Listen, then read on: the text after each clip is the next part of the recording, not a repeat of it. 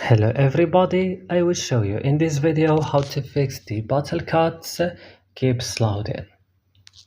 So first, open the settings of your device. Click on your apps option and search for the bottle cuts and click. Scroll after that this list down, click storage and click clear cache. And here back, click right now at force stop and click OK. Move to Play Store or App Store and update the bottle cuts. Restart here your phone and that's all. Don't forget to like and subscribe and bye.